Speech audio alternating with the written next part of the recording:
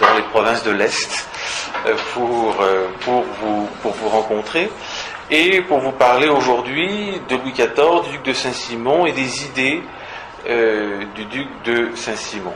Louis XIV est mort il y a 3 siècles, le 1er septembre 1715, et le règne tout à fait exceptionnel, notamment par sa longueur, 72 années. 72 années de règne, jamais on n'avait connu un règne aussi long, et dans l'Europe, je ne crois pas qu'il y ait de règne qui puisse rivaliser en longueur avec celui de Louis XIV. François-Joseph a régné 68 ans, je crois qu'il doit avoir la médaille d'argent à l'échelle européenne. 72 ans, c'est tout à fait considérable. Songez qu'il y a des quantités de Français qui sont nés sous Louis XIV, qui sont mariés sous Louis XIV, leurs enfants sont nés sous Louis XIV, ils ont même marié leurs enfants, leurs petits-enfants, ils sont morts et Louis XIV était toujours roi, et pourtant ils ont vécu un âge tout à fait important. C'est dire à quel point ce règne est important, et il l'est non seulement par sa longueur, mais aussi par la politique qui l'a animé, et notamment la grande politique étrangère, avec cette volonté de prépondérance qui avait été définie par Louis XIII et le cardinal de Richelieu, et que Louis XIV a poursuivi et parachevé. Alors, ce règne exceptionnel, il nous est notamment connu grâce à une œuvre exceptionnelle que sont les mémoires du duc de Saint-Simon. Il fallait, pour raconter du moins une partie de ce règne exceptionnel, le plus grand mémorialiste de l'histoire de France. Le duc de Saint-Simon qui dans ses mémoires raconte les 24 dernières années du règne, 1691-1715, et auxquelles s'ajoutent les 8 années de la régence de Philippe d'Orléans. Alors, le duc de Saint-Simon, parce qu'il a beaucoup écrit, ses mémoires, dans l'édition de la Pléiade, représentent tout de même 8 ou 9 volumes de 1000 pages chacun. Autrement dit, il n'y a pas grand monde qui les a lus en entier. Bien. Et l'ennui d'un auteur qui a beaucoup écrit et dont l'œuvre est aussi considérable, c'est que la plupart se contentent en général de quelques morceaux choisis, de quelques phrases que l'on se répète de livre en livre, que l'on recopie, et on finit par ne plus connaître l'œuvre et ne pas savoir ce qu'a écrit l'esprit, et par prêter à l'auteur des intentions qui sont l'exact contraire de ce qu'il était et de ce qu'il souhaitait. Alors, le duc de Saint-Simon a, d'une manière générale, mauvaise presse.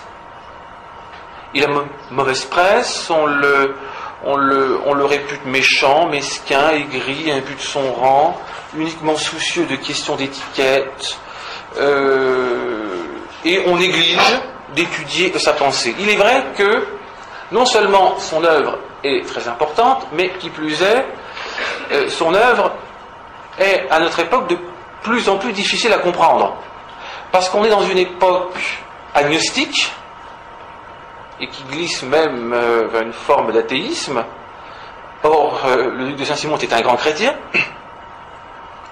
et le duc de Saint-Simon est un homme de l'ancien temps, attaché aux lois du royaume, à ce que l'on pourrait appeler la constitution du royaume.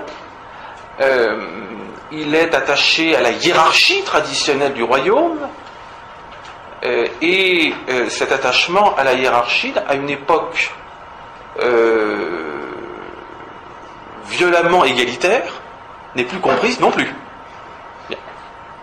Alors si vous ajoutez une ou deux petites phrases qui ont très mal été digérées, notamment celle où il parle de la ville bourgeoisie, phrase que beaucoup d'historiens ont pris pour eux. Hein, il faut dire les choses comme elles sont. Alors, évidemment, il y a un préjugé défavorable qui est très net. Qui est le duc de Saint-Simon?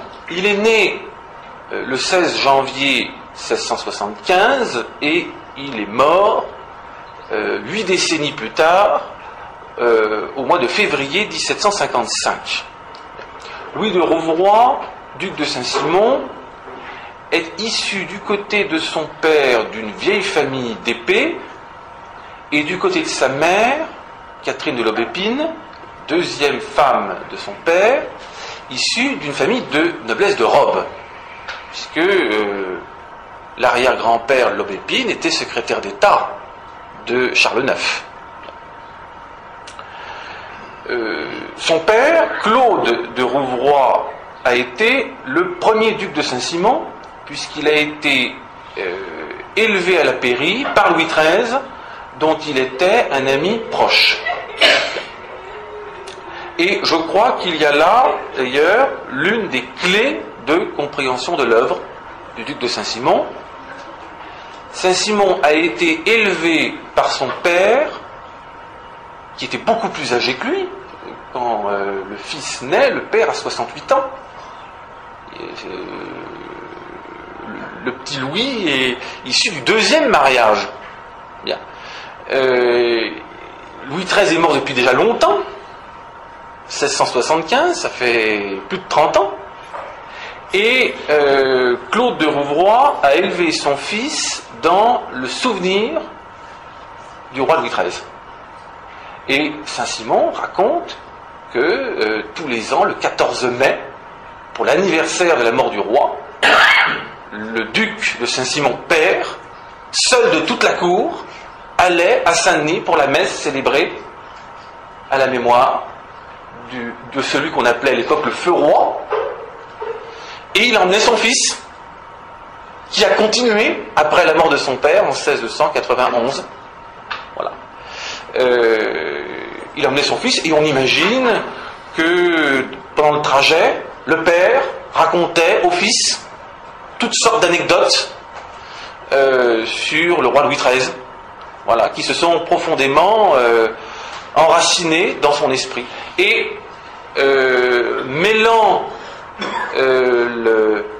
la dévotion à l'égard de son père et la dévotion à l'égard du roi et à l'égard du roi qui a servi son père, Saint-Simon a été amené à considérer que Louis XIII était le modèle du bon roi.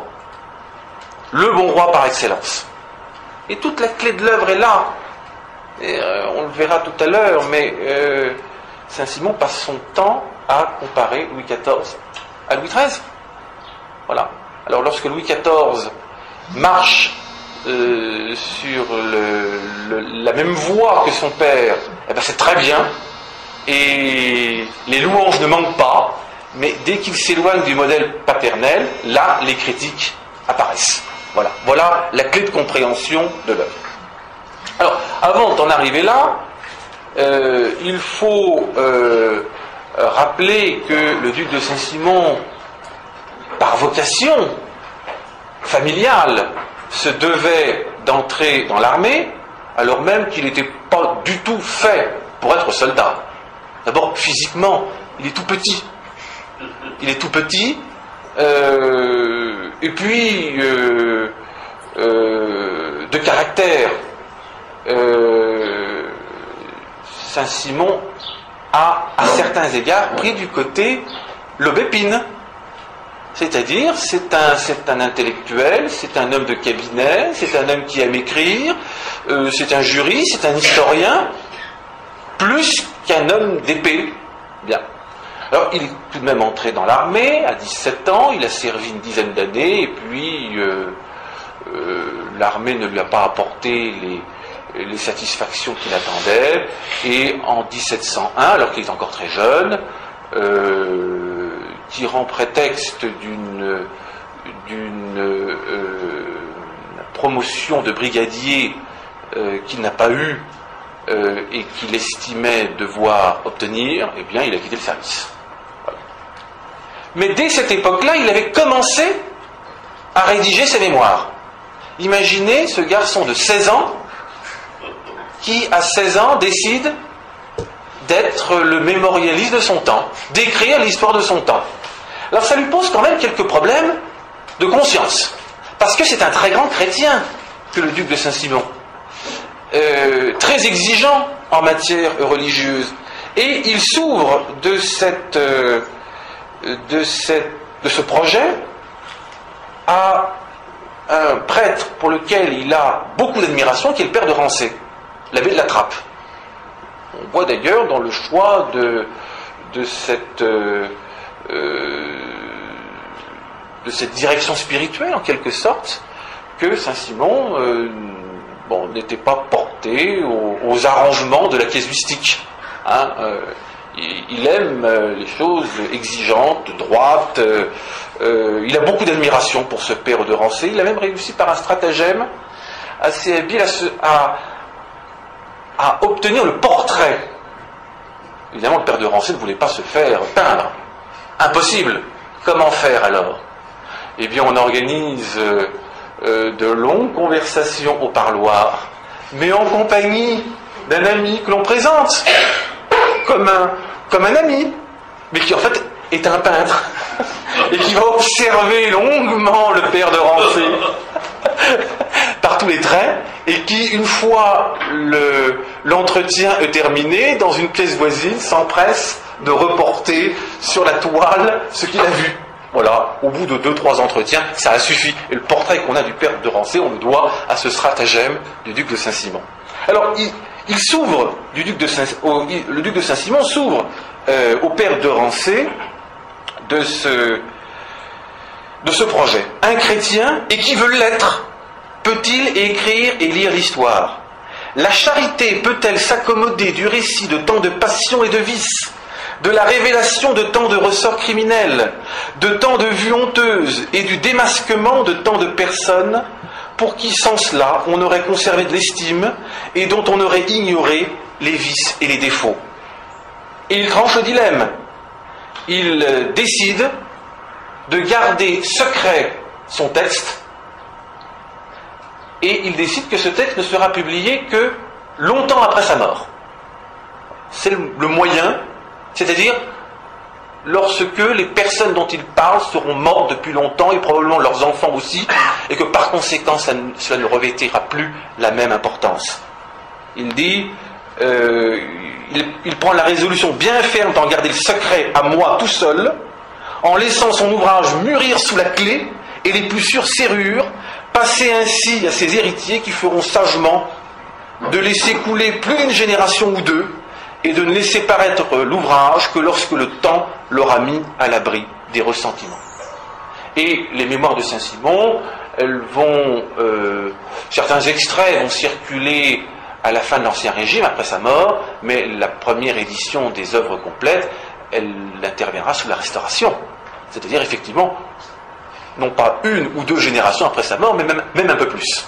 Bien. Alors, il est le chroniqueur du règne finissant de Louis XIV et du règne commençant de Louis XV, de la régence de Philippe d'Orléans.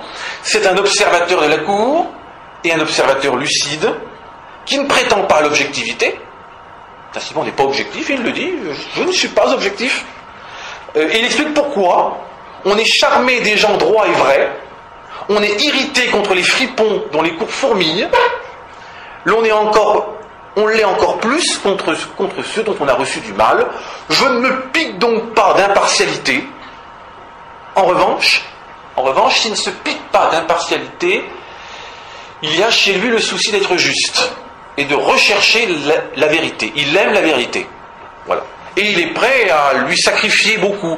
Ça ne veut pas dire que tout ce qu'il dit est rigoureusement exact, mais tout ce qu'il dit, il le croit vrai. Voilà. Il le croit vrai. Il faut que celui qui écrit aime la vérité, jusqu'à lui sacrifier toute chose. De ce dernier point, j'ose m'en rendre témoignage à moi-même et me persuader qu'aucun de tous ceux qui m'a connu n'en disconviendrait. J'ai préféré la vérité à tout, et je n'ai pu me ployer à aucun déguisement. Voilà. D'où son style avec ces phrases très longues, pleines d'incises, de nuances, de propositions relatives qui ajoutent une petite touche et qui est le reflet d'un propos extrêmement nuancé. Chaque virgule a son importance. Et le portrait qu'il dresse de Louis XIV est à cet égard un modèle du genre. Habituellement, on publie toujours la première phrase et on met un point. On se souvient tous de cette phrase. Né avec un esprit au-dessous du médiocre. Point. Voilà. Et la messe est dite. La discussion est close. Saint-Simon méprisait Louis XIV. Oui, mais le problème, c'est qu'il n'a pas mis un point, il a mis une virgule. Il y a toute une suite derrière. Né avec un esprit au-dessous du médiocre, mais un esprit capable de se former, de se limer, de se raffiner, d'emprunter d'autrui, sans imitation et sans gêne. Il profita infiniment d'avoir toute sa vie vécue avec les personnes du monde, qui toutes en avaient le plus, et des plus différentes sortes, en hommes et en femmes, de tout âge, de tout genre et de tout personnage. Et donc, ce qui, lorsque l'on met le point au mauvais endroit, c'est-à-dire là où Saint-Simon ne l'a pas mis, apparaît comme une critique accablante, en réalité est un très beau compliment sur la capacité du roi à prendre sur lui-même, à faire effort sur lui-même, à avoir cette maîtrise de soi et le souci de donner en toutes circonstances le meilleur de lui-même. D'ailleurs, si Saint-Simon a pu être critique à l'égard de certains aspects de la politique de Louis XIV, et nous y reviendrons, il manifeste à la fin du règne son admiration pour le courage, la dignité avec laquelle le grand roi a affronté les malheurs qui l'ont accablé. Il faut imaginer ce qu'ont été les années 1706, 1714. Ça a été terrible. D'abord, les défaites, les mauvaises nouvelles qui arrivent de tous les fronts. Alors au départ, c'est pas trop grave, on avait pris de l'avance. On se battait en territoire ennemi, donc on recule, mais le précaré n'est pas menacé. Puis à partir du moment où l'île tombe, le précaré commence à être menacé. Et les mauvaises nouvelles continuent à affluer. Et notamment au moment de la bataille d'Audenarde, il y a toute une campagne de presse de salon, qui vise le duc de Bourgogne, l'héritier, que sur le dos duquel on veut mettre cette défaite, et qui, à travers l'héritier, vise le roi lui-même. Voilà. On veut dédouaner Vendôme, et donc on accable l'héritier. Et Saint-Simon a été de ceux qui se sont battus pour défendre l'héritier. D'où d'ailleurs tout ce qu'il peut dire sur le maréchal de Vendôme qui ne porte pas dans son cœur. Voilà. Et on sent bien que le récit des campagnes précédentes est là pour montrer que la réputation de Vendôme est surfaite. Voilà. Ce qui explique qu'à Audenarde, Vendôme ait sa part de responsabilité dans la défaite. Voilà. Et ça, c'est pour défendre l'héritier nécessaire. Voilà. Et c'est un service qu'il rend à Louis XIV et que Louis XIV apprécie. Alors, il y a les nouvelles du front, il y a le grand hiver de 1709, il y a le souci du vieux roi de soulager ses peuples en 1709. Et il ouvre des négociations. Bon, la défaite est là, la situation est difficile, négocions la paix pour soulager les peuples. Et là, les négociations se passent mal, se passent très mal, parce que les Hollandais sont remontés comme des pitbulls, ils n'en ont jamais assez, le roi cède, les Hollandais, ah non mais ça suffit pas. Non, il faut que vous renonciez à toutes les conquêtes du règne. Le roi accepte. Ah non mais ça suffit pas. Maintenant il faut rendre les 3 évêchés.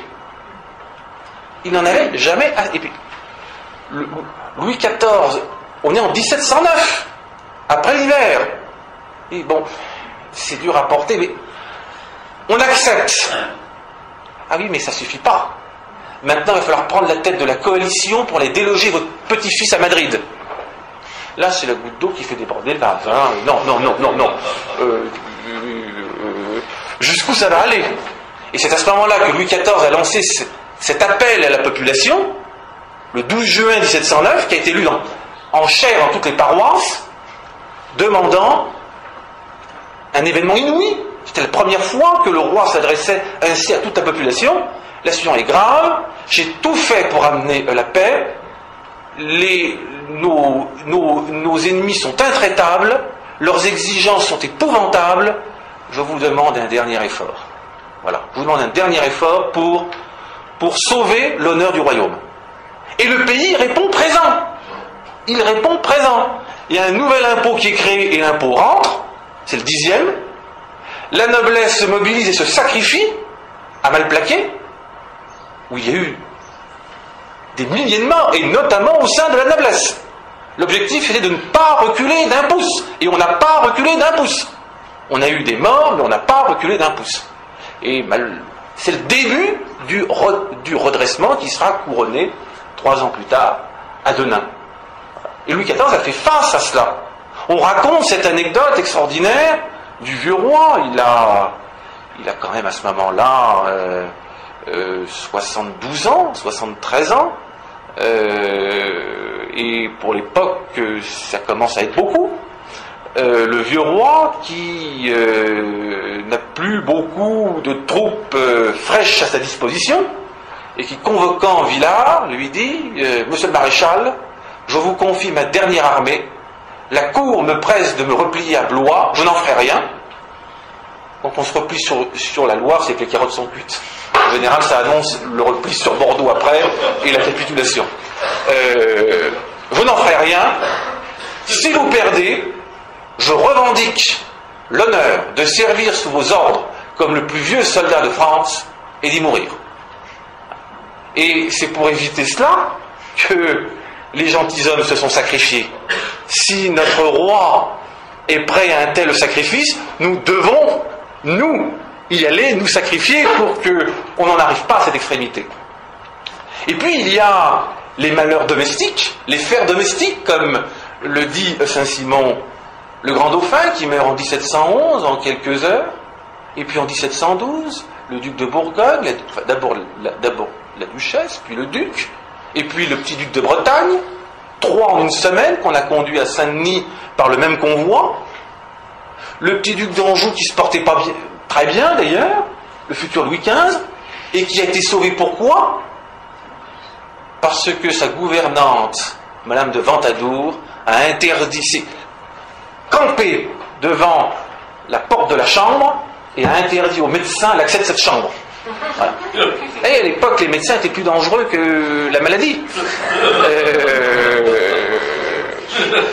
On pouvait survivre à la maladie, mais fallait survivre tout seul. Et le petit duc d'Anjou était sauvé comme ça. Bien. Donc, et puis, 2 ans plus tard, le duc de Berry, qui meurt à son tour. Bon, c'est terrible.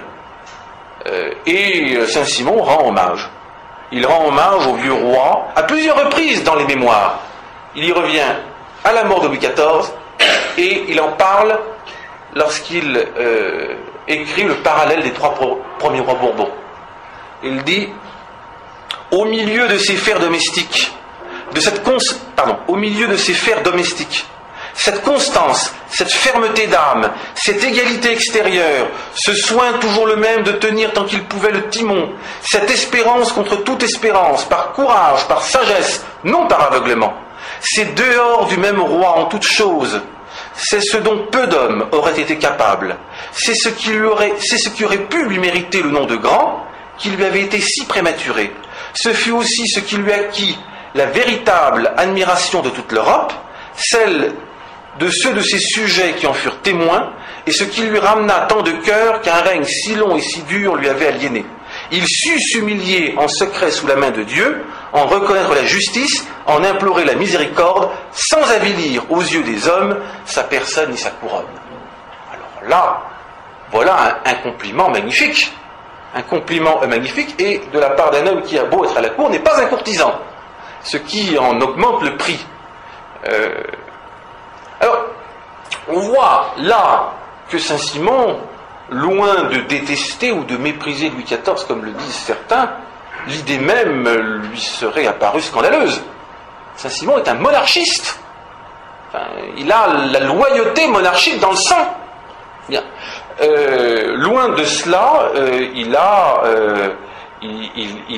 su rendre à Louis XIV, dans les moments difficiles, l'hommage qu'il méritait, et il a eu le souci de le servir dans les moments les plus difficiles. Alors, s'agissant des rangs, de la hiérarchie sociale, autre erreur que l'on fait beaucoup à propos de Saint-Simon, parce que l'on s'agrippe à cette formule de la ville bourgeoisie. Je dirais tout à l'heure ce qu'il faut penser de cette formule de ville bourgeoisie. Alors, Saint-Simon apparaît de la ville bourgeoisie, il est forcément, par conséquent, un grand, imbu de son rang, et qui méprise le reste de l'humanité. Lorsque l'on lit le détail des mémoires, on le voit rendre hommage au talent et aux qualités d'honnête homme d'un La Bruyère, d'un Racine, d'un Boileau, et même de l'intendant Courtin, qui avait ce double défaut d'être un bourgeois et un intendant, ce qui fait beaucoup pour Saint-Simon. Eh bien, il rend hommage aux qualités personnelles de ce serviteur de la couronne. Bien. Le duc perce les Corses pour décortiquer l'âme.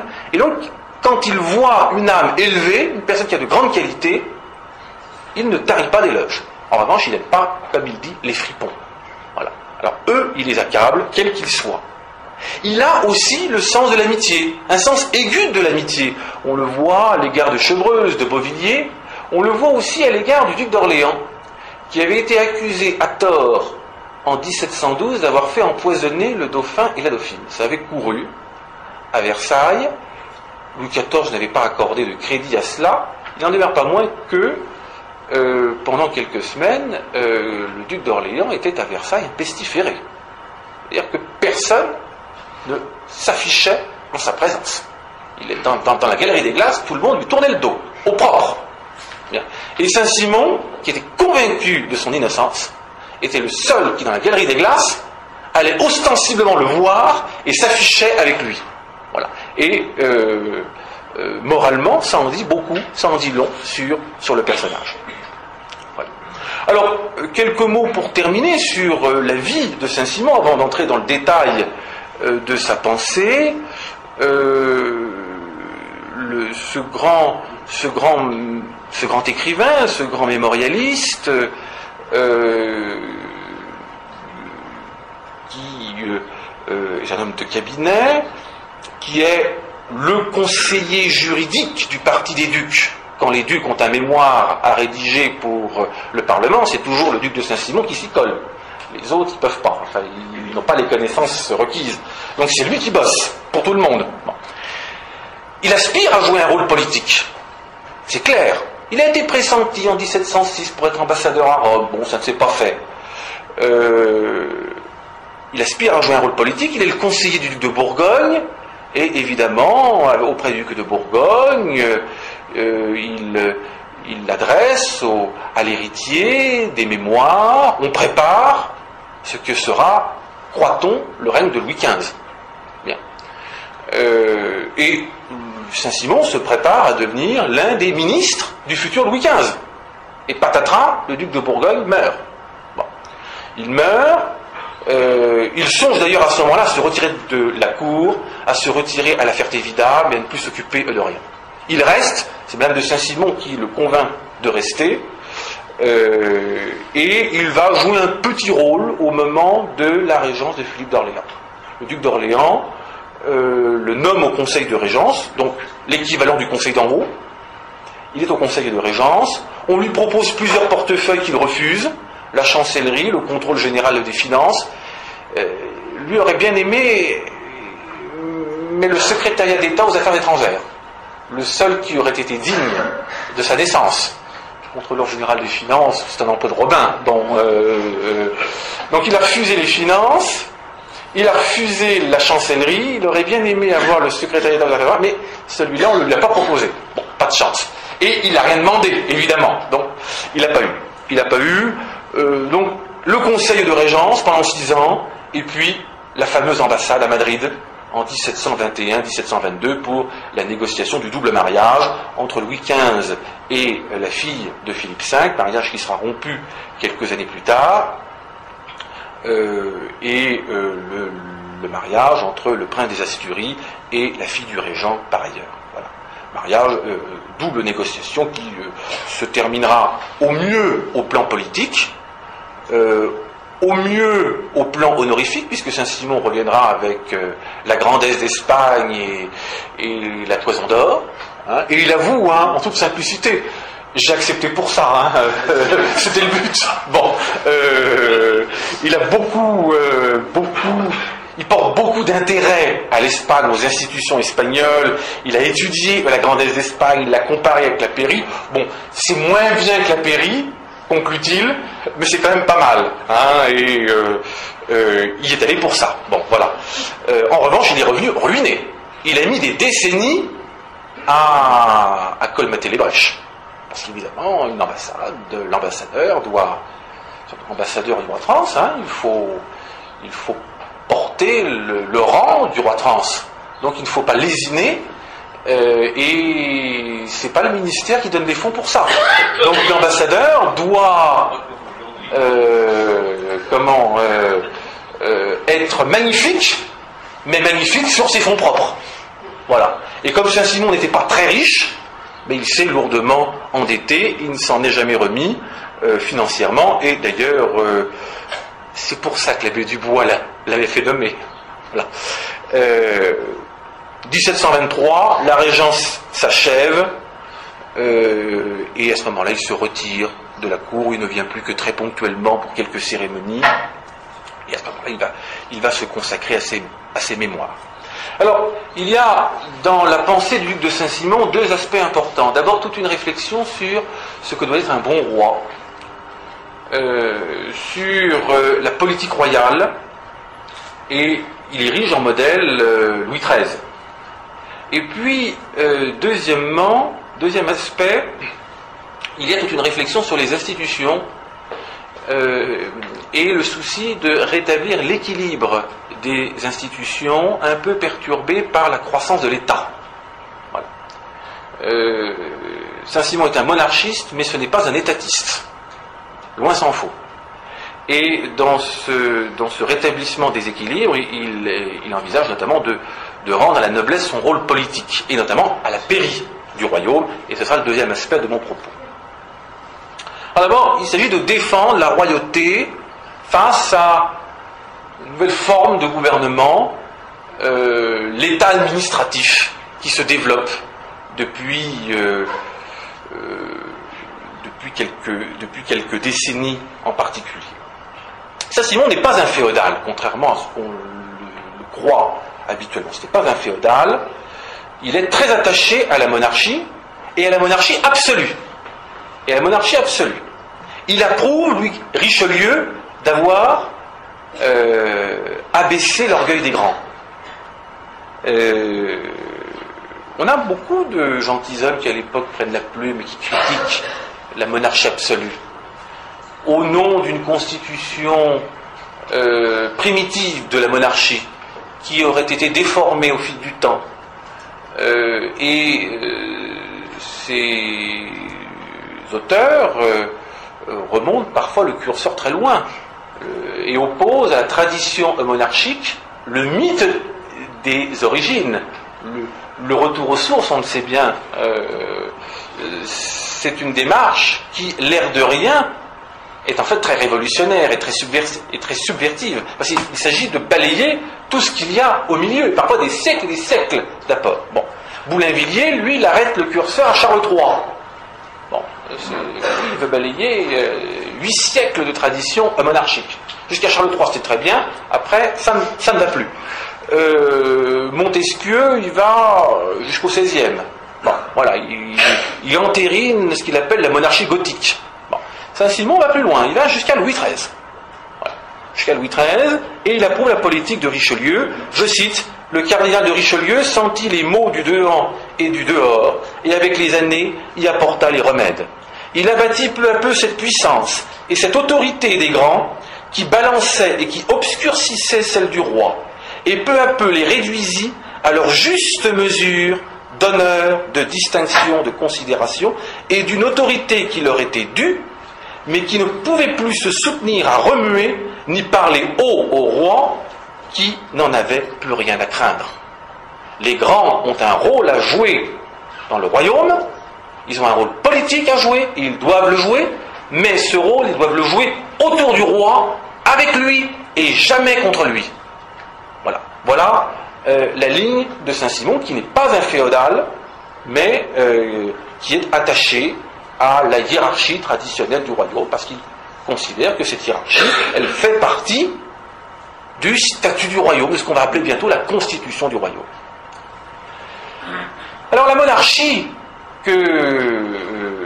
qui pour Saint-Simon est celle qui devrait être, c'est la monarchie telle qu'elle a fonctionné jusqu'au règne de Louis XIII. Et Louis XIII est pour Saint-Simon le roi, le bon roi par excellence. Il a pour lui d'admiration sans banc. Il y a le portrait de Louis XIII dans la grande salle à la Ferté-Vidame. C'est le bon roi par excellence. On a une œuvre qui montre bien cela, c'est le parallèle des 3 premiers rois Bourbons, dans lequel Saint-Simon compare Henri IV, Louis XIII et Louis XIV. Et sa conclusion est de dire, le meilleur des 3, c'est Louis XIII. Pourquoi ?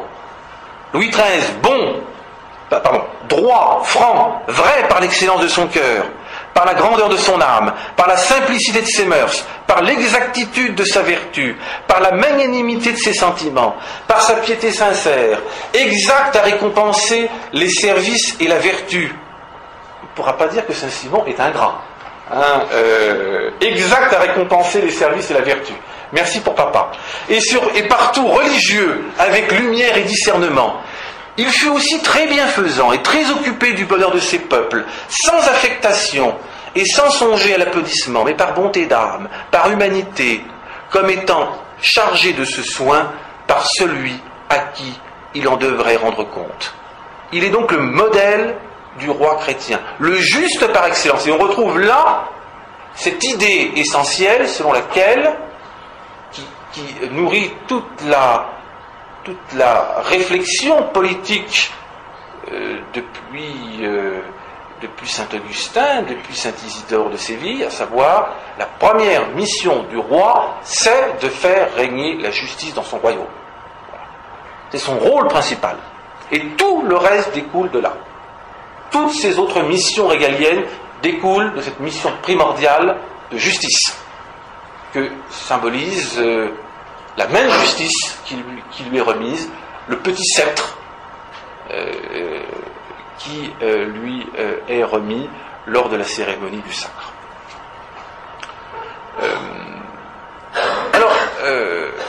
La clé est là. Il compare en permanence Louis XIV à Louis XIII. Dès que Louis XIV épouse le modèle paternel, il le loue. Dès qu'il s'en éloigne, il le critique. Voilà. Alors Saint-Simon a tout de même quelques bêtes noires. Il a quelques bêtes noires qui ont faussé le jeu des institutions. Et ces bêtes noires, c'est d'abord le cardinal Mazarin, c'est ensuite Louvois. Et si Saint-Simon n'était pas aussi lié à ses amis les ducs de Beauville et de Chevreuse, il aurait volontiers rajouté Colbert, évidemment. Mais on ne peut pas dire du mal de Colbert, parce que Colbert, c'est le père de la duchesse de Chevreuse, c'est le père de la duchesse de Beauvilliers, et donc ça ferait de la peine aux bons amis, donc on garde le silence et on évite d'en parler. On parle du Colbert qu'on aime, la grande marine, le commerce, l'homme qui sait tenir les comptes, et puis les histoires un peu tordues, l'affaire Fouquet, etc. Tout ça c'est traité en 2 lignes. On n'en parle pas, ça ferait de la peine. Ça ferait de la peine aux bons amis, et Saint-Simon a la religion de l'amitié. Saint-Simon a une grande admiration pour Louis XIV, mais il critique certains aspects de sa politique. Lesquels ? Le renforcement du contrôle général des finances, du rôle des secrétaires d'État et des intendants. À propos des secrétaires d'État et du contrôleur général des finances, il y a un passage fameux dans lequel Saint-Simon parle des 5 rois de France, dont la puissance dispute celle du roi. les 5 rois qui usurpent la puissance royale, parce qu'ils connaissent les affaires, et ils filtrent la correspondance, et ils transmettent au roi ce qu'ils estiment bon de transmettre, et de la manière dont ils estiment bon de le transmettre. Bon. Et c'est cela que Saint-Simon dénonce. Le fait que ces secrétaires d'État, qui ne devraient être que des collaborateurs, ont acquis une puissance beaucoup trop grande. Les intendants, qui, eux, font de l'ombre aux gouverneurs dans les provinces. Bien. Ils dénoncent l'alourdissement de la fiscalité. Il y a chez Saint-Simon, c'est un point qui est totalement négligé habituellement. Les historiens sont obnubilés par la vie de bourgeoisie, et puis le reste, ils ne le voient pas. Mais Saint-Simon a des préoccupations sociales très accentuées. Il est très soucieux des humbles et du sort des paysans. On le verra à plusieurs reprises, et notamment en 1718, alors qu'il est au Conseil de Régence, par surprise, il propose la suppression de la gabelle. C'est pas rien quand même, quand on sait ce qu'était cet impôt, qui n'était pas très bien réparti, et qui surtout l'était par les agents de la ferme générale, c'est-à-dire les agents de financiers, et que cela donnait lieu à certains abus. Il propose la suppression. Et là, dit-il, on a vu les intendants de finances complètement paniqués. Mais qu'est-ce qu'il nous propose là? Il va tout nous casser. Bon, ils sont paniqués. Ça serait bien qu'on prenne un peu de temps pour réfléchir à tout ça. Ça leur laisse le temps de préparer la réplique. Quand la question revient sur le tapis, quelque temps plus tard, ils ont un argumentaire en béton. On abandonne l'idée et Saint-Simon ressort déprimé en disant « tout bien est impossible à faire ». Voilà. Mais on voit là que il a le souci des humbles. Et sur ces terres, il était très aimé. On l'appelait le bon duc.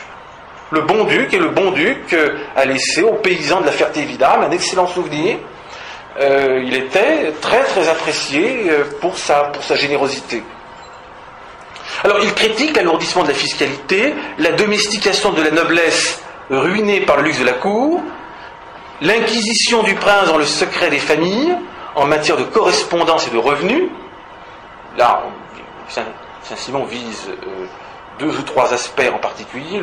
Le premier aspect, c'est lors de l'instauration de l'impôt du 10e, il a été demandé pour la première fois aux particuliers de fournir, à l'époque, c'est passé, enfin, ça a été considéré comme un abus de l'État, une forme de despotisme. Figurez-vous qu'en 1709, on a eu le front de demander aux particuliers des déclarations de revenus. Ben à l'époque, ça passe pas. Ça passe pas du tout.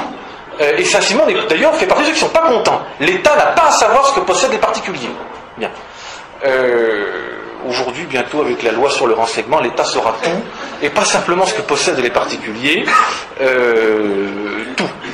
L'inquisition en matière de correspondance, le cabinet noir, les lettres qu'on ouvre, on copie, pour débusquer d'éventuelles conspirations. C'est ça le but, mais ça permet d'en savoir long sur ce qu'écrivent les gens, sur ce qu'ils se disent entre eux. Bon, c'est le début. Finalement, c'est l'ancêtre, le cabinet noir, c'est l'ancêtre des écoutes téléphoniques. Bien. Et le lointain ancêtre de la loi sur le renseignement. C'est ce que vise le duc de Saint-Simon.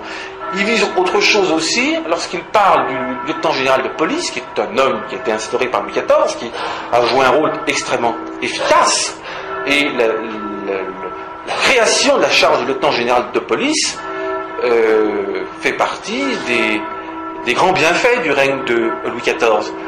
Paris était, jusqu'en 1667, un coupe-gorge.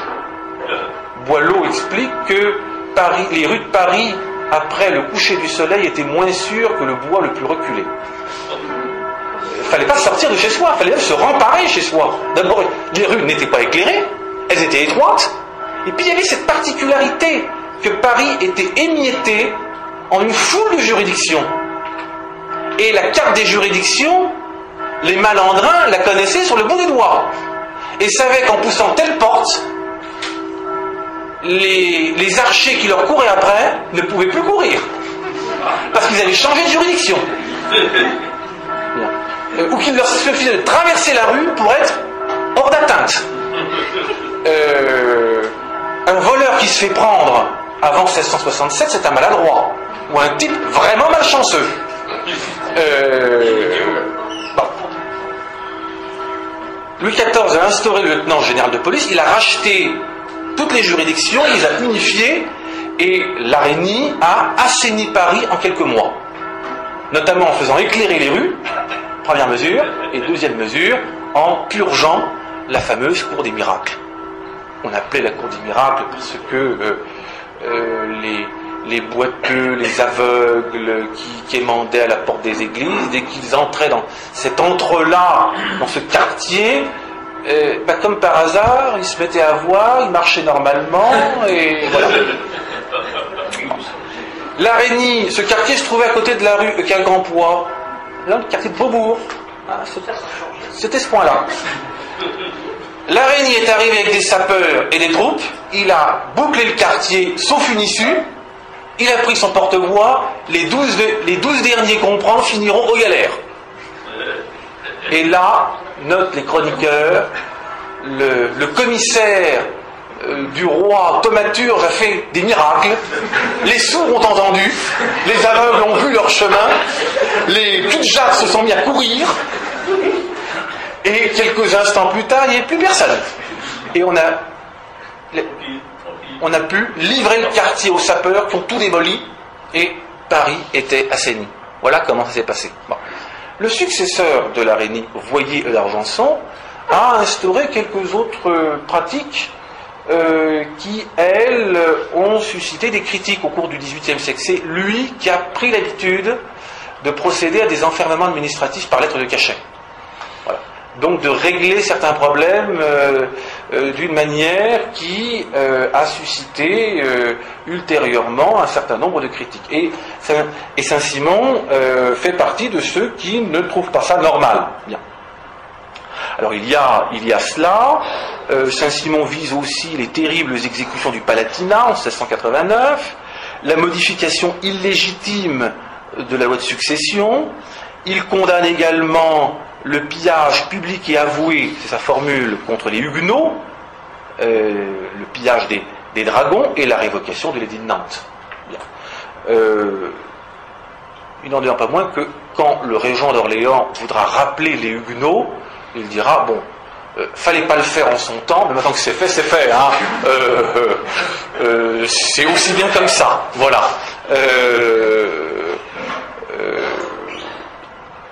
Et puis, mais pour Saint-Simon, la conversion des Huguenots est un objectif à poursuivre, mais ce n'est pas de la compétence de Louvois. Ça doit être de la compétence de Bossuet. Les Huguenots doivent être convertis par la persuasion et par l'exemple, et non par la pression. Et c'est d'ailleurs ainsi que le considérait Richelieu. Voilà. Et donc il déplore les excès de zèle des intendants qui ont procédé avec les dragonnades, notamment l'intendant Marillac dans le Poitou. Alors derrière tout ça, Saint-Simon ne se contente pas d'énumérer une suite d'aspects qu'il déplore, il épingle un système de gouvernement. Et ce système de gouvernement, dit-il, c'est le système dont Mazarin et Louvois ont empoisonné, dit-il, le royaume. Alors, il parle de système. C'est très intéressant parce que il ne s'agit pas pour lui du comportement tyrannique de tel ou tel ministre, et jusque-là, les mécontents de la noblesse se contentaient d'incriminer le comportement tyrannique d'un Concini, d'un Mazarin, ou avant eux, des Italiens. Enfin, c'est toujours sur les Italiens que ça tombe d'ailleurs, ce genre de choses. Les Italiens de l'entourage de Catherine de Médicis, non. Ou bien avant eux, un Enguerrand de Marigny. Non. Lui voit, il a perçu qu'il y avait un problème qui était plus profond. Et ce problème, c'est que depuis le XVIe siècle, s'est développée une nouvelle conception de l'État. L'État que Giovanni Botero, dans un ouvrage intitulé Della ragione del Stato, de la raison d'État, publié en 1589, qualifie de ferme domination sur les peuples avec puissance souveraine. ce n'est plus l'État chose publique, ce n'est plus la République médiévale, ordonnée à une finalité qui la dépasse, siège du bien commun. Non, c'est l'État domination souveraine. Un État qui est devenu sa propre fin. Et c'est la croissance de cet État qui a, contrairement à la chose publique, une logique dynamique, donc qui, de crise en crise, naturellement étend son champ d'intervention à des domaines nouveaux et mobilise des moyens de plus en plus importants, en hommes et en argent. Voilà. On pourrait, pour illustrer cette croissance de l'État, raconter rapidement l'histoire de la relation entre les particuliers et l'État, et notamment l'État et la propriété, sous l'angle de l'histoire de l'impôt.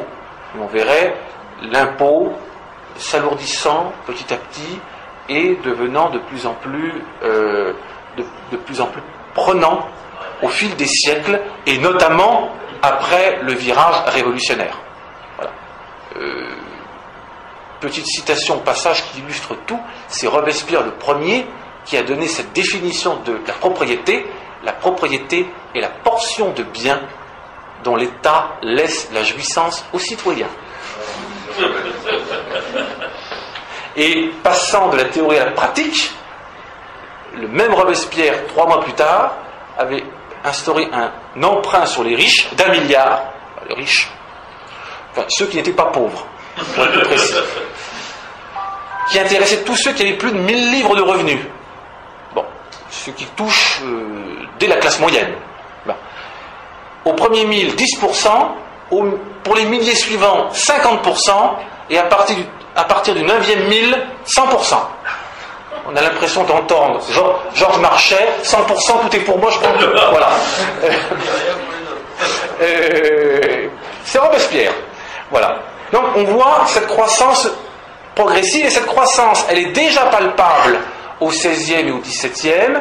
Elle s'exprime par la logique de la raison d'État, qui conduit à s'affranchir des règles de droits ordinaires dans des conditions exceptionnelles qui vont l'être de moins en moins, sous prétexte d'assurer la conservation de l'État. Et puis, cette croissance de l'État s'exprime par un nombre d'agents plus important et par un impôt qui est, au fil du temps, de plus en plus lourd. Alors, il reste incroyablement léger, c'est toujours très relatif. L'impôt est incomparablement plus lourd sous Louis XIV que sous Charles VII, c'est vrai, mais tout le monde ici échangerait volontiers sa feuille d'impôt contre celle des sujets de Louis XIV. Voilà, il est incomparablement plus léger qu'il le sera après. Voilà, c'est une question de savoir quel est le point de comparaison. Voilà. Mais comme on partait de très bas, évidemment, quand ça monte, et les Français de l'ancienne France le supportent très mal. Voilà, très très mal. En matière fiscale, ils ont les chines très raides. Voilà. Donc, c'est ce système de gouvernement que dénonce Saint-Simon. Il met de la sorte en valeur l'opposition entre l'État, domination souveraine, et la royauté traditionnelle. Et c'est au nom de la défense de cette royauté traditionnelle qu'il s'attaque aux traits qui caractérisent cette forme d'étatisme administratif naissant. Voilà. Et notamment la subversion de la hiérarchie traditionnelle qui s'estompe petit à petit et qui, à ses yeux, fait partie de la constitution du royaume. Voilà. Et c'est pour ça qu'il se plaint de ce que les corps intermédiaires n'ont plus le rôle qu'ils avaient auparavant, de ce qu'ils sont moins consultés qu'ils l'étaient auparavant, de ce que les États provinciaux ne sont plus convoqués dans de nombreuses provinces, de ce que les États généraux n'ont pas été convoqués depuis déjà presque un siècle, de ce que la noblesse est tenue à l'écart, elle est à la cour, mais on ne lui donne plus, sauf exception, de responsabilité politique et administrative. Donc il veut remettre la noblesse dans les affaires. Il veut qu'on convoque les États provinciaux. Il veut que dans les moments un peu importants, on réunisse les États généraux. Et puis, il déplore l'élévation de la plume et de la robe et l'anéantissement de la noblesse d'épée, qui porte aux affaires des gens de rien, la vie de bourgeoisie.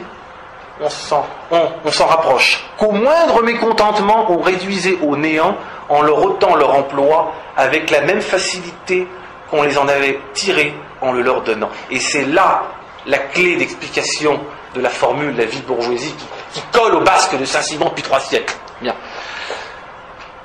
Ce qu'il reproche à ces gens de robe auxquels on a confié des fonctions ministérielles importantes, ce n'est pas... Il ne nie pas que ces hommes peuvent avoir de grandes qualités. Ce qui leur manque, c'est l'indépendance. Ils ne sont rien par eux-mêmes, ils doivent tout à la faveur. Et donc, par conséquent, s'ils perdent la faveur, ils perdent tout. Si le roi disgracie un Colbert, le fils du drapier de Reims redevient le fils du drapier de Reims. Et il retourne à Reims et il n'est plus rien.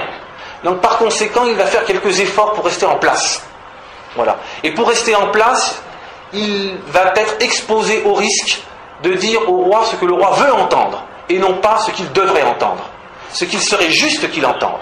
Si un duc de Saint-Simon, ministre du roi, devait être disgracié, il reste le fils du duc de Saint-Simon, avec ses alliances, avec sa famille, et par conséquent, la disgrâce ne signifie pas pour lui un anéantissement, mais une simple mésaventure. Et donc par conséquent, il ne perd pas tout, et ne perdant pas tout, il a par conséquent l'indépendance suffisante pour pouvoir dire au roi non pas ce qu'il veut entendre, mais ce qu'il doit entendre. Voilà. Et qui peut être assez déplaisant à entendre. Voilà. C'est ce sur quoi insiste Saint-Simon. Le conseil, pour être efficace, doit être composé de conseillers qui disent ce qu'ils croient être la vérité. Voilà. Même si ça déplaît. Et qui ne doivent pas avoir peur de déplaire. Il y a un autre aspect que déplore Saint-Simon, c'est le développement de la finance.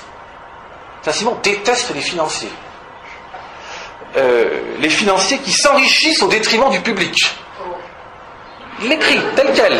Les financiers qui s'enrichissent au détriment du public. Quand je vous dis que Saint-Simon avait une fibre sociale accentuée, ce n'est pas une exagération. Et pourquoi ces financiers occupent-ils une place très importante ? Parce que les guerres doivent être financées. Et elles coûtent très cher et de plus en plus cher. Et donc, à chaque guerre, la monarchie est un peu plus dépendante de ceux qui la financent. D'autant que la France n'a pas institué ce qu'a fait l'Angleterre en 1694, c'est-à-dire la Banque d'Angleterre. Alors, c'est à double tranchant d'ailleurs, cette Banque d'Angleterre. Ça permet à l'Angleterre de mobiliser des fonds considérables, et donc en cas de conflit, de faire face à la France qui est pourtant beaucoup plus peuplée, beaucoup plus riche, mais l'Angleterre a une capacité de mobilisation des capitaux qui est beaucoup plus grande. Voilà. L'inconvénient, c'est qu'effectivement, la monarchie en Angleterre est encore plus dépendante de la finance. C'est la finance qui fait la politique. Voilà, et qui détermine les objectifs de politique étrangère. Et quand le grand négoce veut conquérir des parts de marché, eh bien, il exige du cabinet une politique belliqueuse à l'égard des concurrents espagnols et français. Et si le cabinet ne veut pas, on met le Premier ministre en accusation et on le force à démissionner, ce qu'on fera avec Walpole en 1742, et ça conduira l'Angleterre à rompre ces 25 ans de paix avec la France et à entrer dans une dynamique de guerre de succession d'Autriche, guerre de 7 ans, pour s'emparer des colonies françaises et des parts de marché qui l'accompagnent. Voilà. Bon. Mais la France aussi est de plus en plus dépendante de ces financiers, et Saint-Simon le déplore. Alors, en 1715, à la mort de Louis XIV, la France est très endettée, la guerre de succession d'Espagne a coûté très cher. et la dette atteint 2,5 milliards. C'est-à-dire, 2,5 milliards en soi, ça ne veut pas dire grand-chose, il faut utiliser des éléments de comparaison. 2,5 milliards, pour l'époque, ça représente à peu près 7 années de revenus. Donc c'est tout à fait considérable. Bien. 7 années de revenus, que faire? Saint-Simon dit aux régents, il y a une solution imparable. Louis XV n'est pas tenu des dettes de Louis XIV, ce qui est vrai. Donc, vous convoquez les États généraux et vous leur faites accepter la banqueroute. On déclare la banqueroute, on annule les dettes. De la sorte, on peut alléger les impôts des paysans, on allège le poids des plus pauvres, puis on fait peser cela sur des financiers qui sont déjà bien enrichis sur le dos du public, donc on ne va pas pleurer sur eux. Et donc, entre deux mots, ça reste le moindre. Et puis, il y a une arrière-pensée aussi chez Saint-Simon. Il dit d'ailleurs, je cite, « Entre deux effroyables injustices, tant en elles-mêmes que par leur suite, la banqueroute me paraissait la moins cruelle des deux.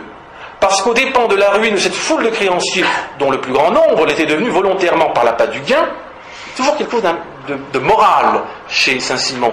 Il reste très augustinien.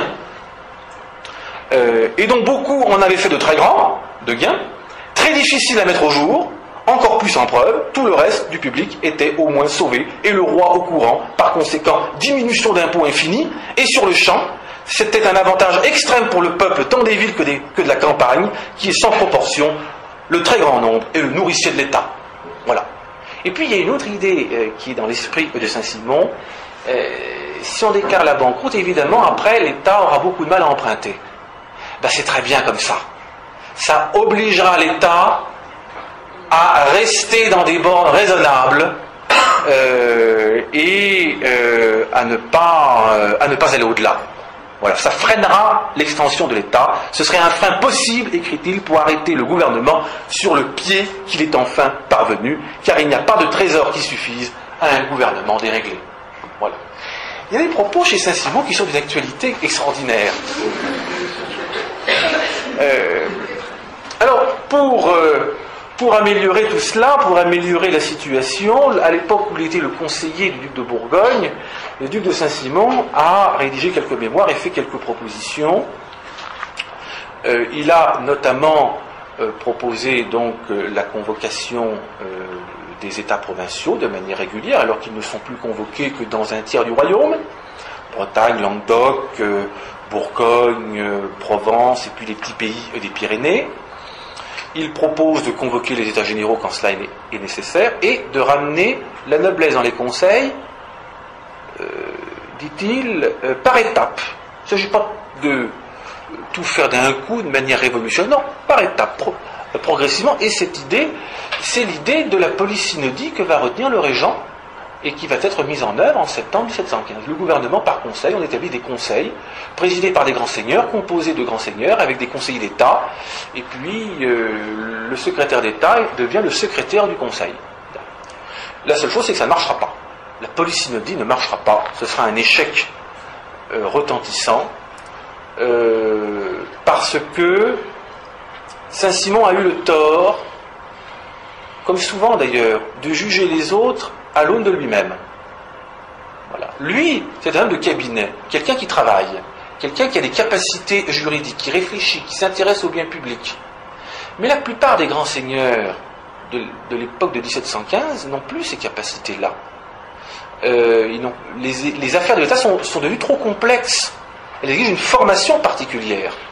On n'est plus au temps de Louis XIII ou d'Henri IV. C'est fini.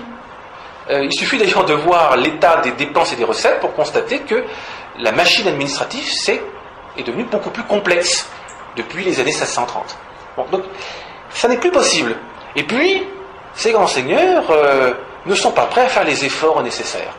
Ils veulent bien s'occuper des affaires de l'État, oui, entre 5 et 7, après la chasse et avant le théâtre. Mais c'est fini, ce temps-là. Si on veut s'occuper des affaires de l'État, il faut s'y coller à 8h du matin et jusqu'au soir, ce que fera le régent. Voilà. Et la plupart ne sont pas prêts à faire ce sacrifice-là, et donc les réunions du conseil, les séances du conseil de régence ressemblent un peu, sous la Régence, à des réunions de café, à des discussions de café et du commerce. Alors, le café du commerce huppé, mais le café du commerce quand même. Et Saint-Simon, à cet égard, raconte une anecdote qui le montre très bien. Un jour, le chat du roi s'était glissé dans la salle du conseil et grimpe sur la table. Le maréchal de Villeroy, gouverneur du roi, qui ne brillait pas pour son intelligence. Il a perdu toutes les batailles qu'on lui a gagnées. Et c'était pas une lumière, voilà. Et en plus, il détestait les chats, donc il se jette dessus pour le faire sortir. Évidemment, il ne parvient pas. Tout un charivari dans la salle du conseil, et Saint-Simon a un trait qui les assassine tous. Mais laissez-le donc, il fera le 17e. Et Saint-Simon finira par qualifier la Polysynodie de pétaudière. Voilà, c'est une pétaudière. Ben non, tout bien est impossible à faire. Voilà, il est déprimé. Et quand on supprimera les conseils, eh bien, il s'inclinera parce que ça ne marche pas. Et c'est un réaliste, c'est pas un idéologue. Ça marche pas, voilà. Alors si, dans les conseils, il y en a quand même un ou deux qui ont bien fonctionné, qui ont d'ailleurs survécu, notamment le conseil de la marine, qui était présidé par le comte de Toulouse, et qui a fait un travail qui était assez intéressant. Le conseil des finances a eu quelques bonnes idées aussi, présidé par le duc de Noailles, notamment il a exploré une amélioration du prélèvement de la taille, et c'était assez intéressant. Bon. Ça ne marche pas, il s'incline. Et puis, Saint-Simon a toute une réflexion constitutionnelle qui va occuper le deuxième volet de mon propos, qui sera, je vous rassure, plus bref que le premier, et que l'introduction. Son souci est de rendre aux pairs de France leur rôle constitutionnel. Et à cet égard, il se lance dans toute une réflexion à l'occasion des négociations de paix qui vont donner naissance au traité d'Utrecht. Voilà. Déjà, les Anglais, on est en pleine négociation, exigent que le nouveau roi d'Espagne renonce pour lui et sa descendance à ses droits sur la couronne de France. Et Saint-Simon prend prétexte de cette affaire et rédige un mémoire. Il rédige un mémoire sur les formalités nécessaires pour que cette renonciation soit valable. Voilà. Parce que c'est pas rien de porter atteinte aux lois fondamentales, d'y apporter une exception aussi spectaculaire. Bon. Il dit, la conservation de l'État peut éventuellement l'exiger. Mais, comme c'est quelque chose de très grave et de très important, il faut respecter des formes particulièrement exigeantes. Et si on ne le fait pas, il n'y a pas de renonciation qui tienne. Voilà. Évidemment, Louis XIV se gardera bien de faire quoi que ce soit, parce que Louis XIV n'a pas l'intention de respecter ces renonciations. C'est une exigence des Anglais. C'est la condition pour avoir la paix. On n'en peut plus. On va signer, on signerait n'importe quoi pour avoir la paix. Mais évidemment, on va renoncer, mais le problème ne se pose pas. On a le petit duc d'Anjou qui va régner après. Il aura des enfants, et puis les deux branches vont s'éloigner l'une de l'autre, et le problème ne se posera jamais, ose-t-on espérer. Voilà. Effectivement, pendant tout le XVIIIe siècle, il ne se posera pas le problème. Non. Il se posera longtemps après.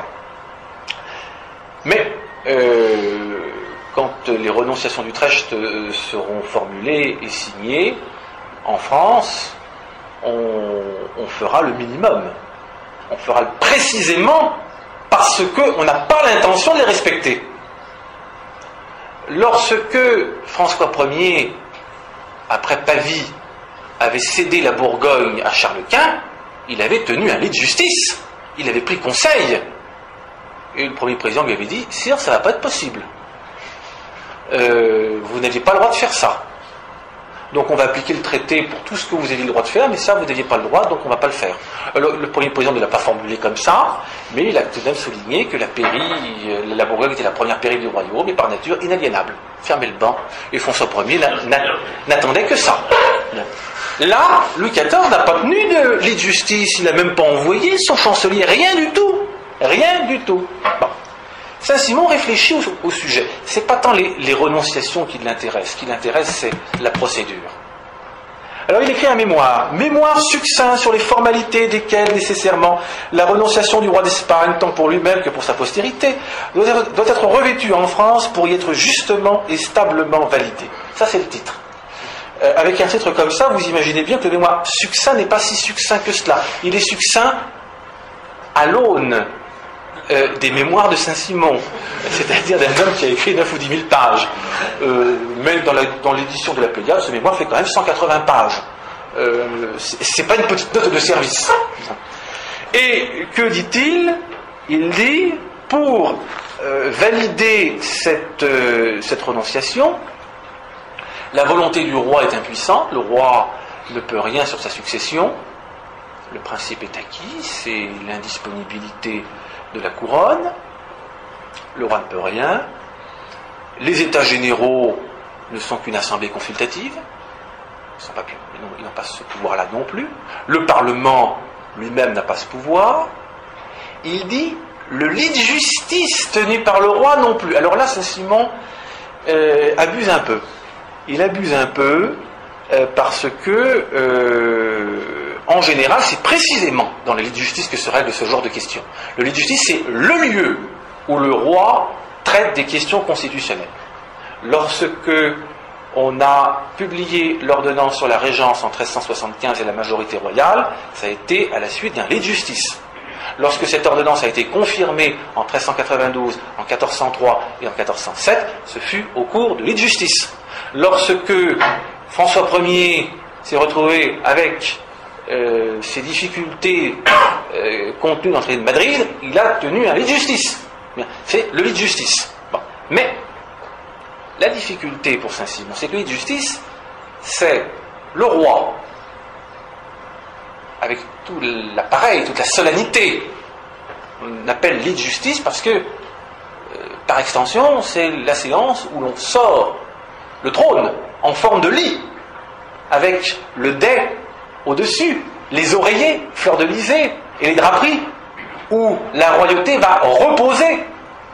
Et c'est de cet appareillage, c'est l'appareillage qui a donné son nom à la séance. La séance où l'on sort tout ça, où le roi vient, c'est donc la séance du lit de justice. Voilà. Donc cette séance du lit de justice, le roi est là, avec les princes du sang, les pairs du royaume, les grands officiers de la couronne, le chancelier est devant lui, et puis les présidents et conseillers au Parlement, et même quelques grands notables, en général, que le roi convoque pour l'occasion. Des évêques, des grands barons, en général, il y a quelques parlementaires de province qu'on a fait venir, les échevins de Paris et des membres de l'université. Voilà. Donc c'est une sorte, le lit de justice, c'est une sorte d'assemblée de notables. C'est la seigneur et majeure part du royaume. Et ça, facilement, il faut distinguer là-dedans entre ceux qui ont une voix délibérative et ceux qui ne sont que des techniciens, des conseillers. Les conseillers au Parlement sont des techniciens. Ils apportent leur savoir-faire, très bien, mais ils ne peuvent pas prendre la décision, participer à la décision. La décision, c'est le roi et les pairs. C'est pour ça qu'il dit que le lit de justice n'est pas suffisant. Il faut une cour des pairs. Une cour des pairs présidée par le roi. Et il développe la procédure qu'il imagine. Le roi tiendrait la cour des pairs, on prendrait les avis de chacun, l'un après l'autre, chaque pair s'exprimerait sur la question, on recompterait les voix, on dresserait l'acte, que chacun signerait, les deux versions, les secrétaires d'État signeraient en tant que notaires, c'est-à-dire loin derrière avec un grand blanc, et chaque secrétaire d'État, deux signeraient un acte et deux autres un autre acte, pour bien montrer qu'ils n'ont pas participé à la décision, qu'ils ne sont que des notaires. Ensuite, on jurerait sur les reliques de garder la décision prise, et puis après, on pourrait convoquer les États généraux pour leur faire ratifier par acclamation, mais par acclamation. Ils ne décident pas, ils manifestent leur adhésion et leur soumission. Ou, à défaut, les États provinciaux. et puis ensuite on enregistrerait au Parlement. De la sorte, toute la population représentée par ces corps aurait exprimé son adhésion et reconnu la nécessité de la renonciation, reconnu sa nécessité, juré de la faire respecter, et donc par conséquent se serait mis à l'abri de toute contestation ultérieure. Dans ce cas-là, et vous voyez bien que la procédure est quand même extrêmement lourde, c'est pas le genre de choses qu'on peut faire tous les 4 matins, dans ce cas-là, d'accord, les renonciations seraient valides. Dans la mesure où on n'a pas fait tout ça, ça n'est pas valide. Voilà. Voilà la conclusion du duc de Saint-Simon. Alors, les pères du royaume, ils se lancent. Alors, tout le mémoire est un prétexte pour insister sur le rôle des pères auprès du roi. Pas contre le roi, jamais contre. Toujours avec lui, auprès de lui. Jamais sans lui. Ils sont les héritiers des comtes, des évêques, des abbés que les rois carolingiens réunissaient autour d'eux chaque printemps. On est dans cette époque traditionnelle en un temps où le droit s'appuie sur l'histoire. Et plus on remonte loin, mieux c'est. Quand le Parlement a des prétentions à formuler, il va exhumer, dépoussiérer de vieux capitulaires carolingiens ou même mérovingiens. Si le texte n'a pas au moins 1000 ans, c'est pas sérieux. D'abord, on pourrait se faire des tâches parce que l'encre n'est pas encore sèche. Vous imaginez un texte qui n'a que 3 siècles. C'est du journalisme. C'est pas sérieux. Bon. En revanche, un texte de Clotaire II, ça mérite qu'on s'y arrête. Voilà. C'est aussi ancien que la monarchie. Bon. Donc, Saint-Simon, c'est pareil. Il reprend l'histoire et il le fait d'ailleurs beaucoup plus sérieusement que beaucoup d'auteurs de l'époque. Chacun a sa théorie historique. Lui est quand même bien informé. Il reprend l'histoire. Il dit les pères sont les héritiers de ceux qui ont choisi Hugues Capet en 987. Leur rôle, eh bien, on le voit bien lors de la cérémonie du sacre. Et les pères actuels sont les héritiers des pères anciens. Voilà. Ils sont les rayons du soleil royal, il le dit. Les pères sont les rayons unis inséparablement à leur soleil qui est le roi. Voilà. Bon. Et donc il insiste sur ce rôle et il montre comment. Il donne plusieurs exemples historiques illustrant ce rôle qu'ont pu jouer les pères. Il cite notamment l'attribution de la régence à Philippe de Poitiers en 1316. Qu'est-ce qu'on a fait? On a réuni les pères du royaume. Voilà. Il cite l'attribution de la couronne à Philippe de Valois au détriment d'Édouard d'Angleterre en 1328. Pareil, on a convoqué les pères. Alors, on sait qu'il y a eu une grande assemblée solennelle de notables, d'évêques et de comtes en cette circonstance. On n'en connaît pas la forme parce que les actes ont été brûlés par les Anglais pendant la guerre de 100 ans. Peut-être que, en fait, ces assemblées étaient déjà délits de justice. C'est possible. Mais on ne le saura jamais. On ne le saura jamais. Le document est perdu. Il cite aussi l'établissement de la loi de majorité par Charles V en 1375. Mais là, il se contredit un peu, parce qu'il s'agit bien d'un lit de justice en 1375. Et puis, il cite l'appel lancé au père par Henri IV pour faire reconnaître ses droits à la couronne pendant les guerres de la Ligue. Voilà. Et donc, derrière tout cela, l'objet est de rendre, d'insister sur le rôle législatif et constitutif des pères du royaume, rôle législatif et constitutif qui les rend compétents pour, et seuls compétents pour apprécier avec le roi les décisions qui intéressent l'ordre constitutionnel du royaume. Pas les lois ordinaires, non, les lois de l'État et du royaume. Les grandes sanctions, dit-il, les grandes sanctions à faire. Voilà. Alors, avec ces deux aspects, nous avons vu l'essentiel de la pensée du duc de Saint-Simon, qui est intervenu aussi dans une autre affaire, dont je dis simplement un mot, qui est ce qu'on a appelé la guerre de la Constitution, qui a déchiré la cour dans les années 1715 et 1717 à propos de l'édit de Marly. Louis XIV, le 2 août 1714, par l'édit de Marly, avait étoffé les rangs des princes susceptibles de monter sur le trône en ajoutant à la liste ses 2 fils bâtards, Maine et Toulouse. Louis XIV était guidé par d'excellentes raisons, que Saint-Simon reconnaît. Oui, il n'y a plus que le petit Louis, dont la santé n'est pas extraordinaire. Bon. Après, il y a le roi d'Espagne, avec les difficultés diplomatiques que ça créerait, parce qu'il y aurait de toute manière des difficultés diplomatiques. Et Louis XIV, donc, veut étoffer les rangs pour éviter que sa lignée s'éteigne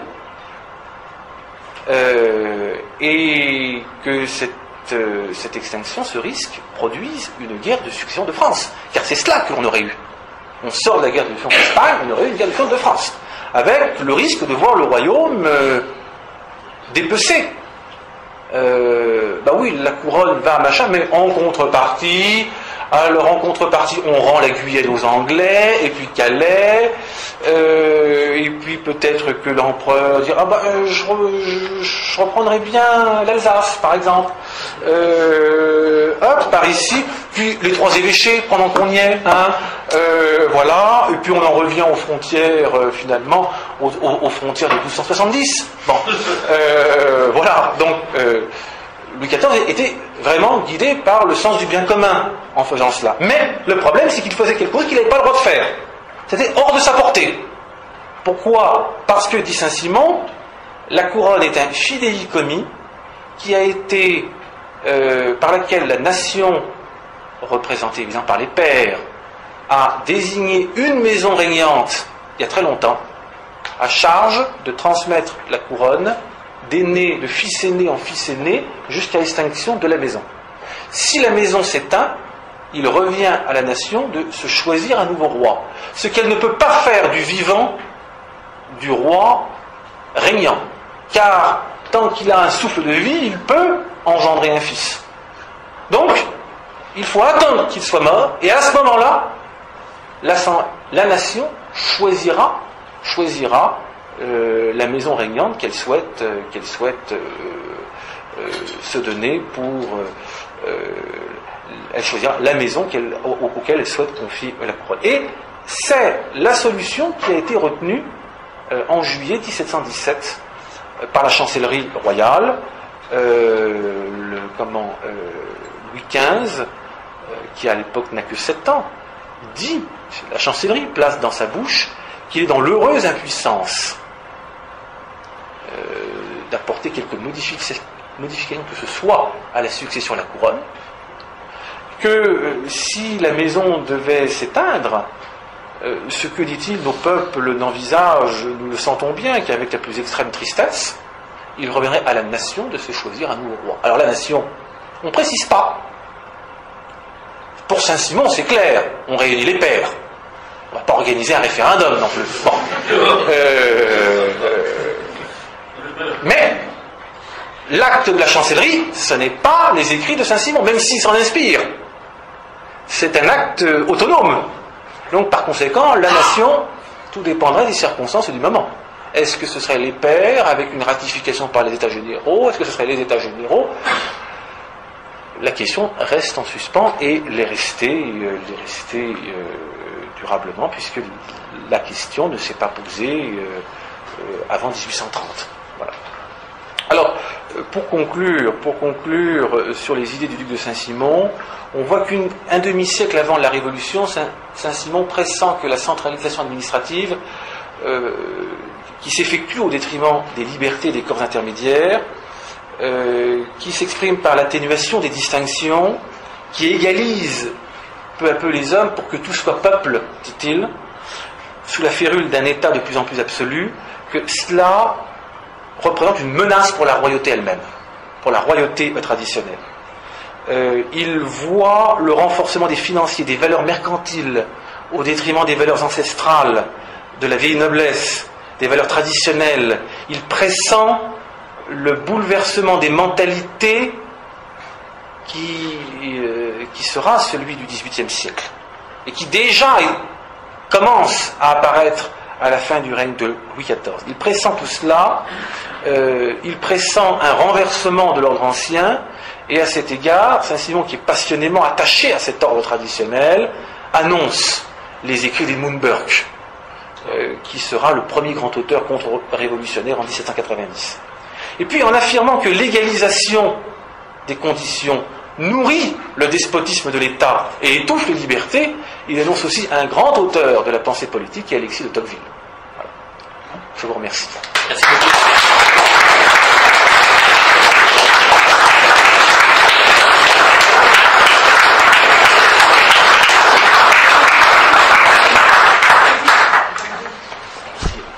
Est-ce que vous avez des questions pour notre conférencier?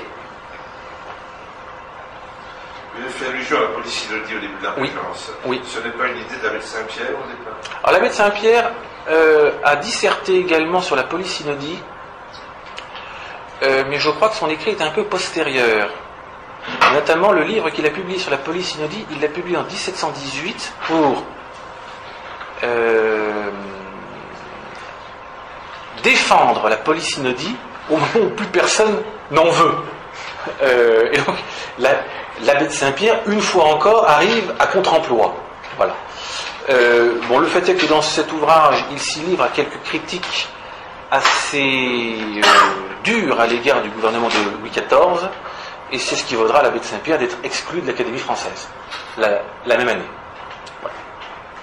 Ce qui d'ailleurs a été assez rare dans l'histoire de l'Académie. Il a été exclu, je ne crois pas qu'il ait été remplacé de son vivant. D'autres questions? Vous avez une question? Oui. Au sujet du changement de conception de l'État, Oui. du pouvoir de l'État, Oui. est-ce qu'on ne peut pas aussi voir un peu la pénétration des idées de France de Machiavel? Ah oui, ça en fait partie. Alors oui, on est en plein dedans. Effectivement, il aurait fallu que je puisse en parler pendant 20 minutes pour montrer tous ces traits. Il y a, dans cette nouvelle conception de l'État, il y a d'abord, historiquement, la redécouverte du droit romain, avec dont on dégage l'idée de souveraineté à partir des notions de majestas et d'imperium. Donc ça, c'est dès la fin du XIIIe. Mais à l'époque, on mêle cette idée de souveraineté avec les conceptions médiévales, c'est-à-dire chaque baron est souverain en sa baronnie, mais le roi est souverain par-dessus tous. Le roi est plus souverain que les autres, mais ça n'empêche pas les corps intermédiaires de participer à l'exercice des fonctions régaliennes. Bien. Alors, et puis petit à petit, tout cela se restreint et on a un monopole de l'exercice des fonctions régaliennes entre les mains du roi qui s'établit petit à petit entre le XIVe et le XVIe. Au XVIe siècle, c'est fait. Et puis à cela se surajoute la pensée de Machiavel, qui fait de la conservation de l'État la finalité du gouvernement. Et pour assurer la conservation de l'État, tout est bon. Tout est bon. Si le prince doit être moral, ben c'est très bien. Mais s'il doit être immoral, eh bien il ne faut pas qu'il hésite. S'il faut qu'il soit cruel, eh bien qu'il le fasse. Tout est bon pour l'État, c'est l'État qui est la mesure du bon et du juste. Et à partir de Machiavel naît la notion de raison d'État. La formule n'existe pas encore, elle apparaît pour la première fois avec Bottero, qui est un disciple honteux de Machiavel. C'est-à-dire que Bottero, en 1589, écrit La raison d'État, mais en se défendant d'être un disciple de Machiavel. Je n'ai rien à voir avec ce sale type condamné par l'Église. Il n'en a vraiment qu'on voit bien qu'il est bien dans la lignée de Machiavel. Voilà. Donc c'est lui qui utilise en premier l'idée de raison d'État, dont l'usage doit rester exceptionnel sous sa plume. Et puis plus tard, avec Gabriel Naudet, qui écrit un livre sur les coups d'État, la raison d'État devient ordinaire et c'est le coup d'État qui devient exceptionnel. Je donne des exemples de coups d'État. L'assassinat de Concini, c'est un coup d'État. L'assassinat du duc de Guise, c'est un coup d'État. C'est un coup fort où l'on balaye toutes les règles de droit pour sauver l'État. Voilà. La Saint-Barthélemy, c'est un coup d'État, dit Naudet, qui ajoute, lui qui est un machiavélien, un semi-matérialiste, les questions de religion, c'est pas son problème. Hein. Il dit, bon, c'est un cousin, mais un cousin manqué quand même. Hein. Charles IX a loupé l'affaire, il aurait fallu qu'il tue tout le monde. En s'arrêtant, en faisant que la moitié du travail, c'est pas sérieux. Voilà. Et on voit bien que chez Naudet, la préoccupation, c'est l'État. Et d'ailleurs, pour les gens de l'époque, la Saint-Barthélemy, c'est une affaire d'État. Guidée, et pour tous les contemporains, la Saint-Barthélemy, c'est la mise en œuvre des préceptes de Machiavel. La religion n'entre pas en ligne de compte.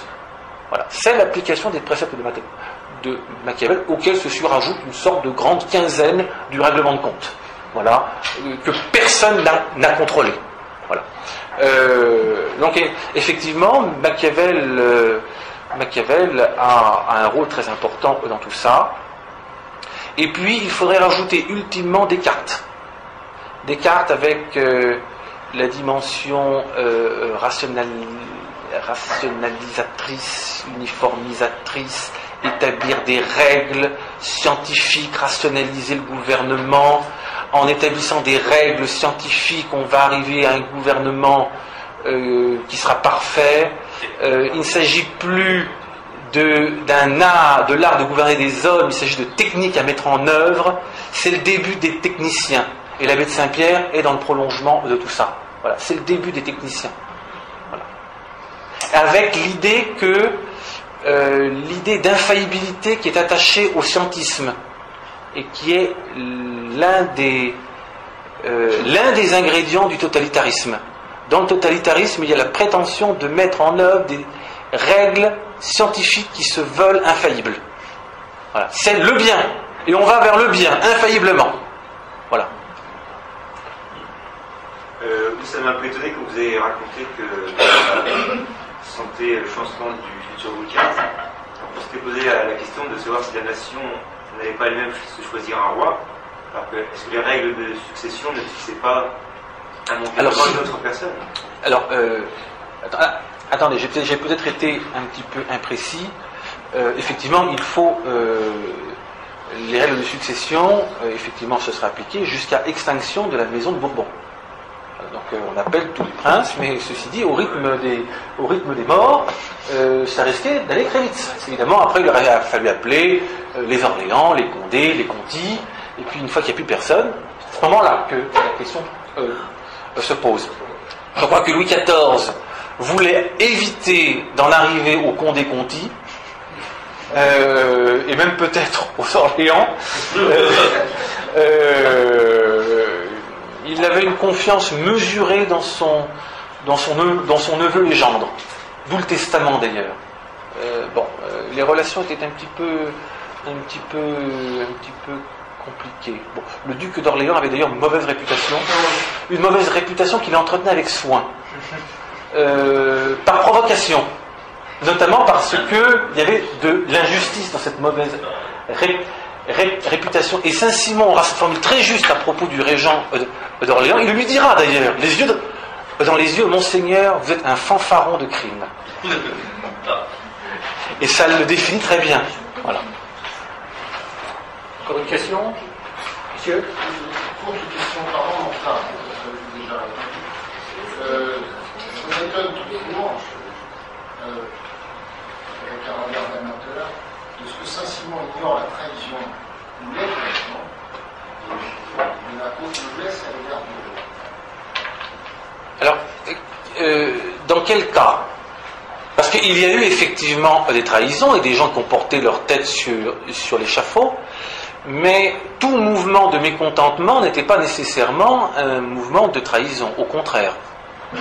C'est là qu'il faut discerner, et c'est un petit peu délicat, entre le 14e, ça commence en 1315, et le début du règne personnel de Louis XIV, et surtout entre 1560 et 1660, à plusieurs reprises, la noblesse a exprimé son mécontentement à l'égard du gouvernement.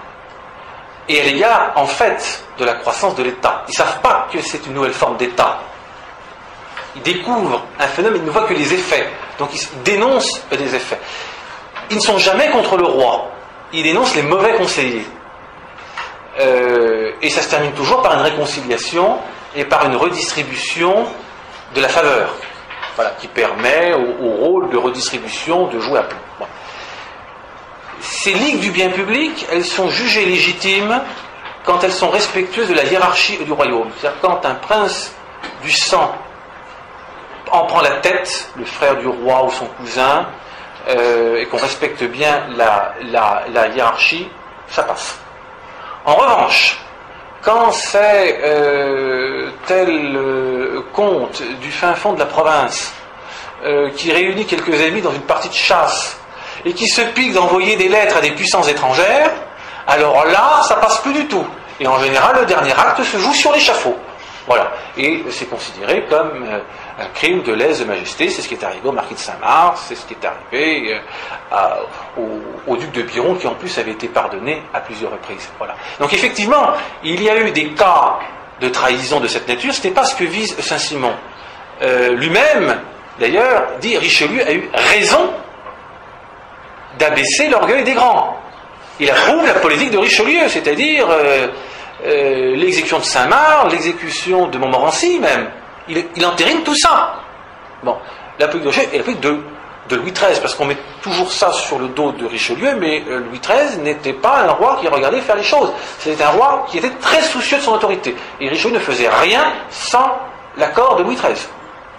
C'est clair. Louis XIII gouvernait vraiment. Donc, ce n'est pas cela qu'il vise.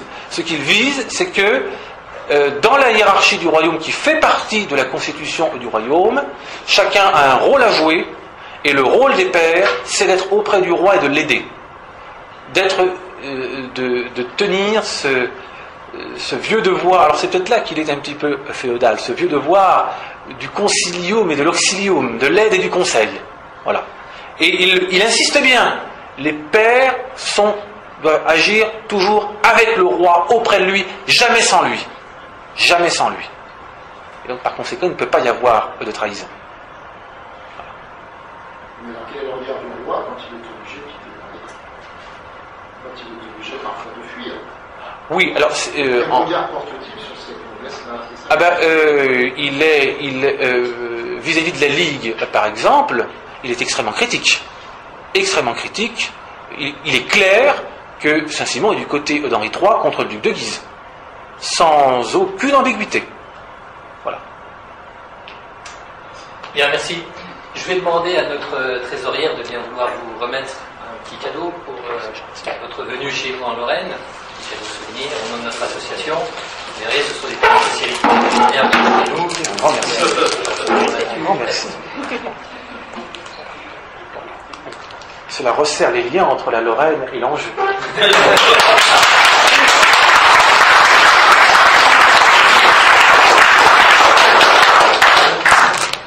Alors encore une petite chose concernant notre programme de cet après-midi, légèrement bouleversé.